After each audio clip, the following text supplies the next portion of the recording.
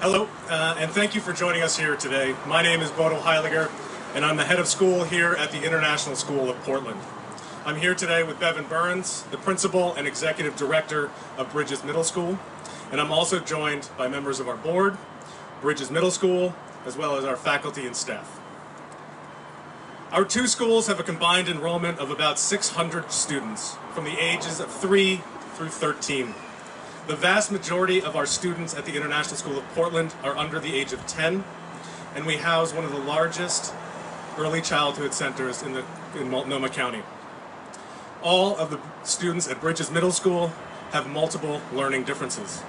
Today we are here as a part of a committed group of community members representing the 2300 Southwest NATO stakeholder group, which includes our two schools, plus the Downtown Neighborhood Association, the South Portland Neighborhood Association, multiple houseless neighbors, and multiple homeowners associations in the vicinity of the Safe Rest Village, planned for 2300 Southwest Nato Parkway, which is just across the street from where we're standing now at the International School of Portland. I want to begin by acknowledging the current humanitarian crisis in the city of Portland. ISP was founded over 30 years ago on the belief that the understanding of language and culture allows us to bridge divides, break down stereotypes, and ultimately to foster global citizenship to help make the world a better and more peaceful place. We are, at our core, a community of globally minded citizens that have deep compassion for our community, and we've been and will continue to be part of the solution. None of us wanted to be where we are today. We are here today because we have no other choice, and now the safety of our students, our families, our houseless neighbors is at risk. Since the beginning, we have publicly and privately supported the Safe Rest Villages and this new approach to help our houseless neighbors. We've been looking forward to the village participants and collaborating with the city to make this Safe Rest Village a success for all stakeholders. Within our own community, we saw the village as an opportunity to build a truly welcoming community that worked together in support of each other. Our requests to the city and county are simple and mirror those of successful low-barrier shelters across the country. 1, for any village within 500 feet of a school, a requirement for low-barrier background checks for those with major felony convictions of violent crimes against a person, sex crimes, and property crimes.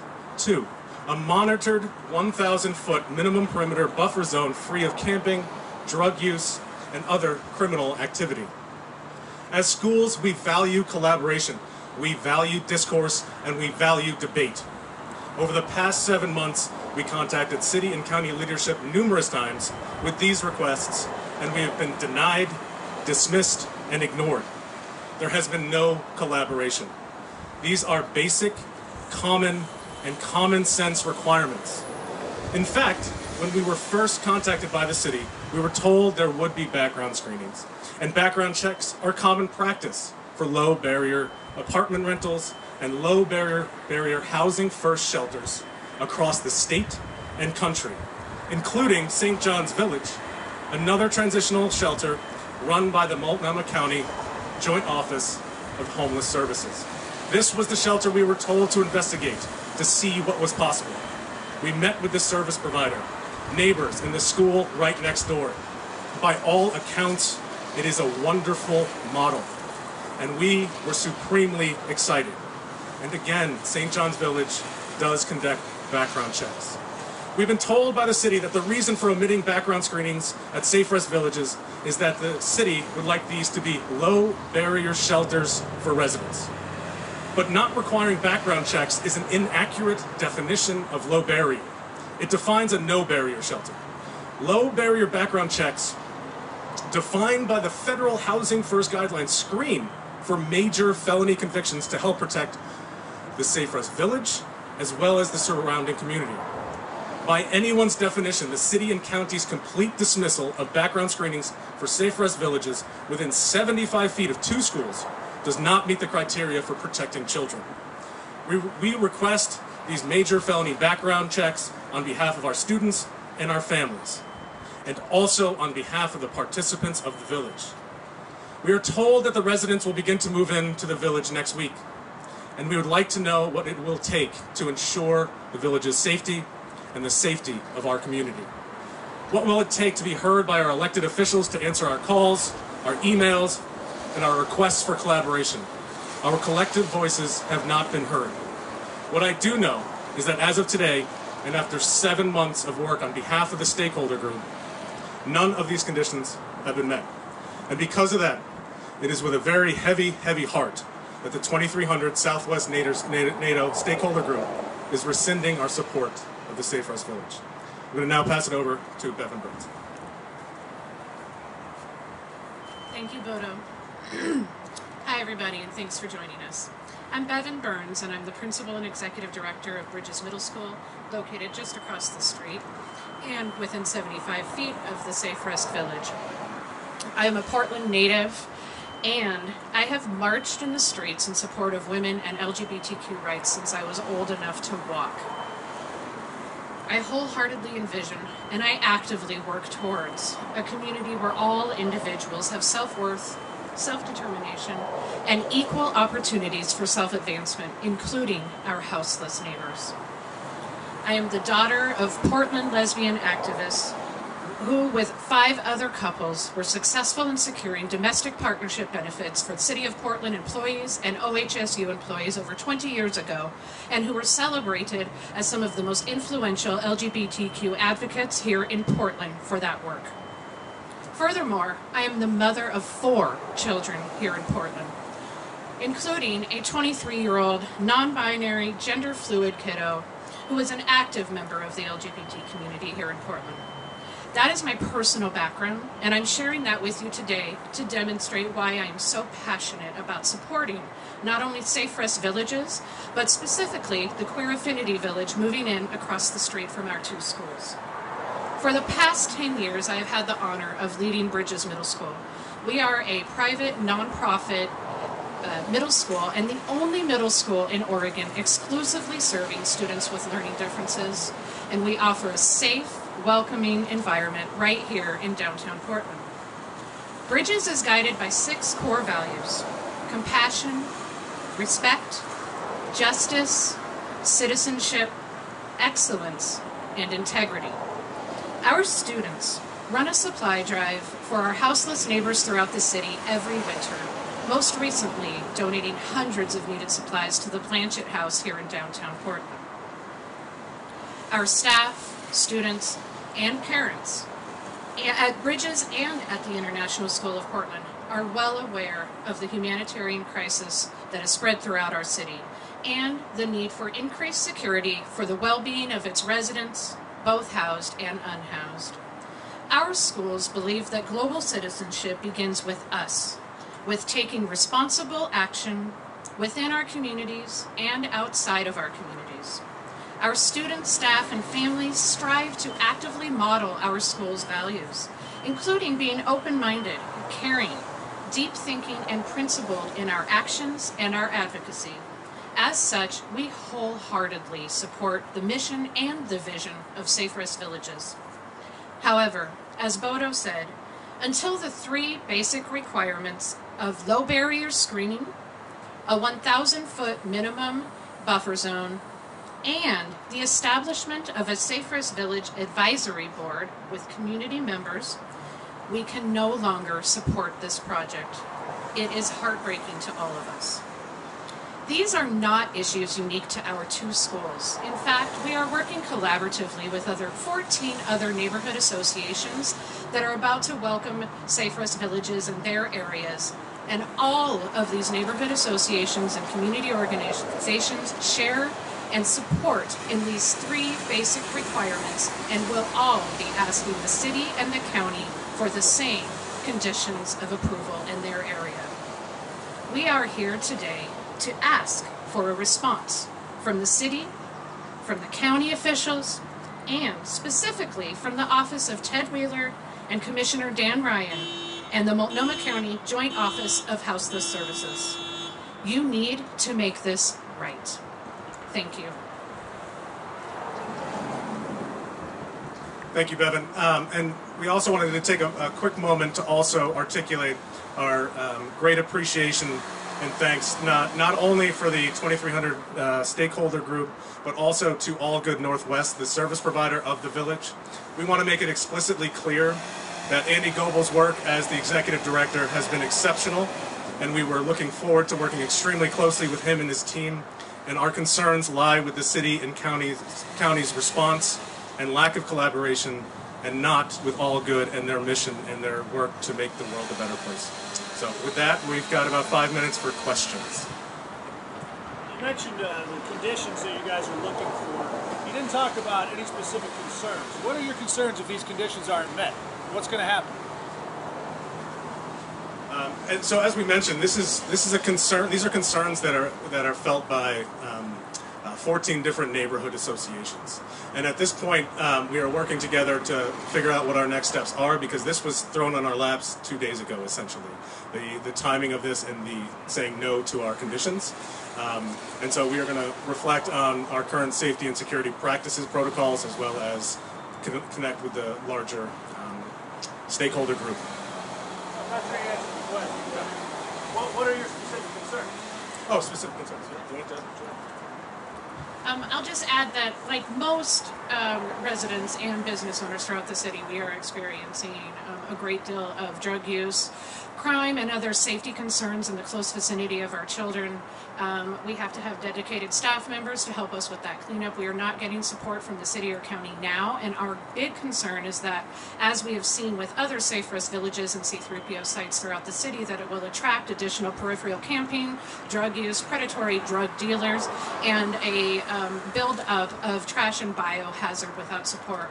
We are also concerned that with the absence of background screening, particularly around sex offenders, it provides an additional security breach for us and liability for us in making sure that we're keeping our kids and our communities safe. So when you've had or reached out to the county and or city, can you describe, I guess, the reaction from them, the answers from them?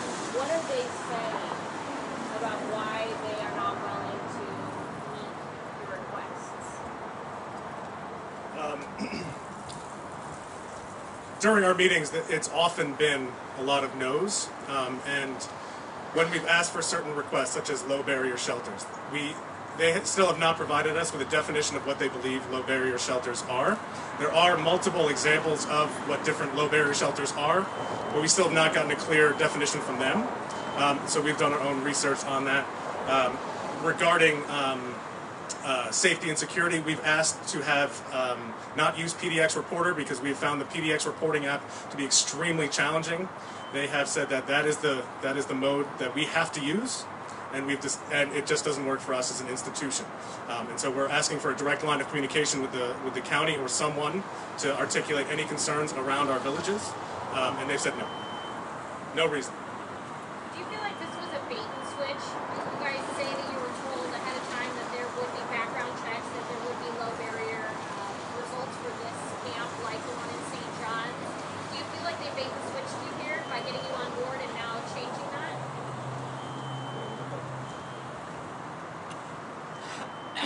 I'm not sure it was an intentional bait and switch, but it is certainly concerning and frustrating for us, because we were given information that we shared with our families and used as an opportunity to gain their support for Safe Rest villages, where we might have seen some objection to that. We were able to give the messaging that background checks would be included, and as such gained and maintained their support for that.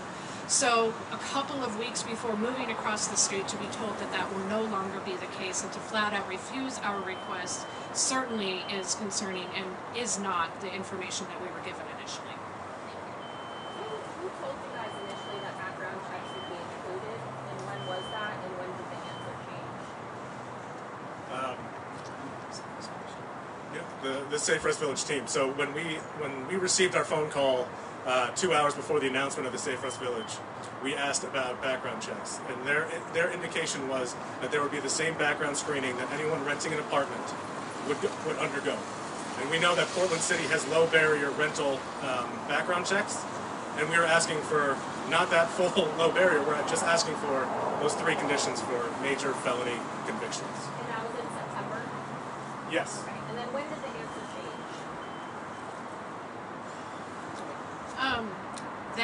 was the information that was given to us through the fall and through the winter. It was in late February, I believe, that we were first notified that would change.